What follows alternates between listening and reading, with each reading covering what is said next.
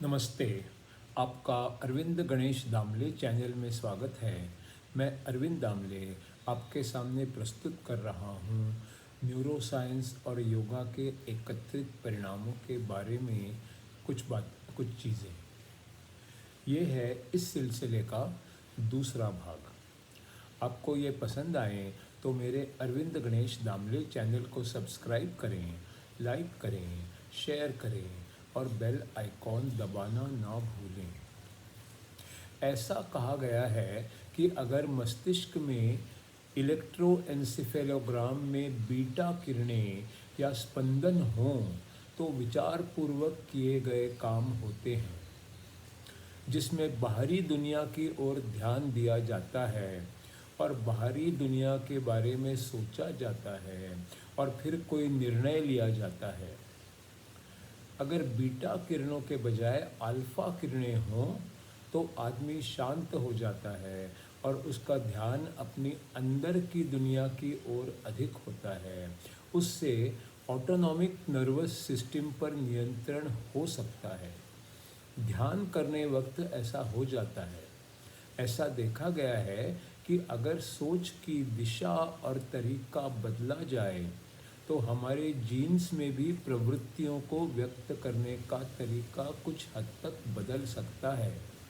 हम जो कुछ करते हैं, जैसे कि खड़ा रहना, बैठे रहना, पड़े रहना, चलते रहना या कुछ करना और उसी के बारे में सोचना, इनसे भी सोच में बदलाव आ सकता है।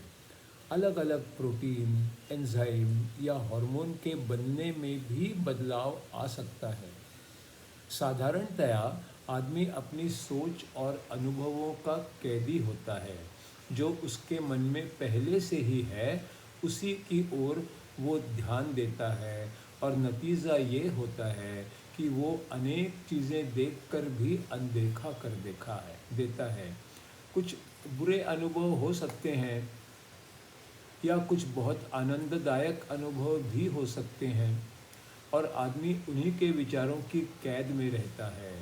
उन विचारों के पिंजरे से बाहर निकलो तो ही खुली हवा मिलेगी और नई सोच आएगी।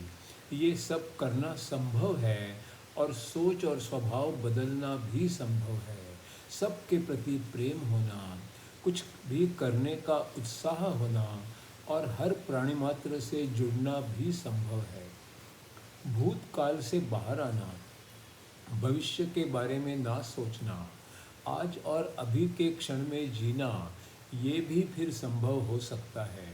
खुद की सोच को और भी लंबी, चौड़ी और गहरी बनाना भी संभव है। नया वातावरण तैयार करना भी संभव है। इसके लिए मन, दिमाग, इच्छा, भावना और असंख्य न्यूरॉन और उनका एक दूसरे से संबंध, शरीर की और मन की ऊर्जा का संबंध, इलेक्ट्रोएन्सेफेलोग्राम, एकाग्र होना और इन सब में ध्यान करने से बदलाव होना भी सीखना है।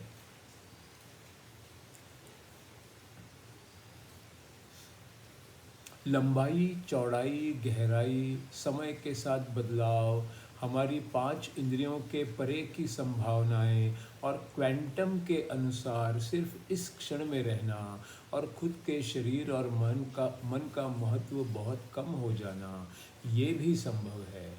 केवल मैं हूँ इतना ही रहने देना और मैं कौन हूँ, कैसा हूँ, मेरा नाम क्या है, रूप कैसा है और उसके परिणाम, इन सब को छोड़ देना, ये भी संभव है। ध्यान करने के तरीके हैं। उस समय अगर कुछ संगीत जो कि धीमी आवाज़ में हो और किसी वाद्य का हो, वो धीरे धीरे बजता रहे तो फिर उसका परिणाम अच्छा होता है। इसके साथ सांस लेने के तरीके हैं जो भी बहुत उपयोगी हैं। सारी ऊर्जा सांस से लिए जाने वाले प्राणवायु पर निर्भर करती है और बहुत से लोग एक ही तरह का जीवन सालों जीते रहते हैं, जिनमें सोचने का तरीका, करने की बातें और विविध भावनाओं में क्या करना, ये सब शामिल होता है। हमें अधिक से अधिक ऊर्जा शरीर से मस्तिष्क तक ले जानी होती है ताकि कुछ नया निर्माण हो सके। भूत और वर्तमान से जुड़े रहने के बजाय हमें वर्तमान और भविष्य को जोड़ना है।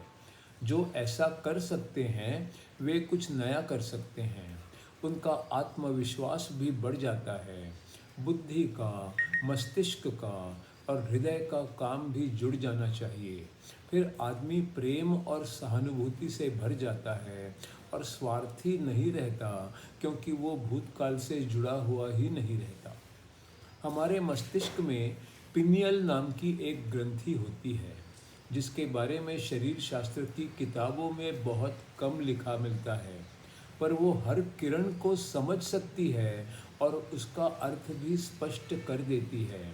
फिर इंद्रियों के बिना भी हम बहुत कुछ समझ सकते हैं। अगर ऐसे लोग ध्यान कर रहे हों, वे नज़दीक हों एक दूसरे के या दूर भी हों, उनमें एक ही किस्म के विचार भी आ सकते हैं। वे बिना बोले ही एक दूसरे से बोल भी सकते हैं। इस तरह जिसे हम दैवी कह सकते हैं या कोई सिद्धि कह सकते हैं, वो कोशिश करने पर भी कोई भी व्यक्ति तैयार कर सकता है, अपने में कुछ बदलाव ला सकता है इस तरह के। तो चलिए कुछ दैवी बातों के लिए हम अपना मन का दरवाज़ा खोल दें ताकि हम भी उनका अनुभव ले सकें।